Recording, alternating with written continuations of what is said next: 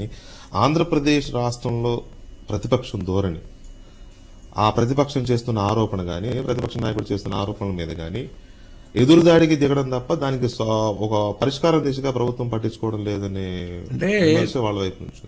నేనేమంటానంటే నువ్వు అర్థం చేసుకోవాల్సింది ఒక హిడెన్ అజెండా. తెలంగాణలో పని చేసుకోవాలా, ఇరిగేషన్ వర్కులు, ఇక్కడికి వస్తే బురద జల్లాల. ఎందుకు రాజీ పడతానండి? నేను ఎవరితో పడతానండి? ఎందుకు పడాలండి? ఏంటి వాళ్ళ విమర్శలు? నేను నరేంద్ర మోడీ గారికి భయపడుతున్నా, కేసీఆర్కి భయపడుతున్నా. నేను భయపడడం ఏంటి? ఎవరికెందుకు భయపడాలి? నేను 30-40 సంవత్సరాల రాజకీయ జీవితం. కేసీఆర్ ఒకప్పుడు నా అనుచరుడే, నరేంద్ర మోడీ గారు ఒక కొలీగ్గా మేము పనిచేసాం.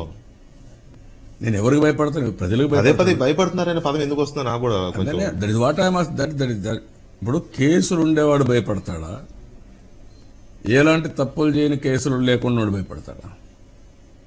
కేసులు ఉండేవాడు హీరో, ఆయనకు భయం లేదు అంటే మీది ఆలోచన. This is where I'm asking. కాబట్టి ఇవన్నీ కూడా ఏంటంటే నోటికి వచ్చినట్టు మాట్లాడితే చలామణి అవుతుందని కొంతమంది అనుకుంటారు. అన్నిటికంటే కూడా ఒక వ్యక్తి యొక్క విశ్వసనీయత, ఒక వ్యక్తి చేసే పనులు ప్రజలు నిర్ణయిస్తారు, ప్రజలు జడ్జ్ చేస్తారు.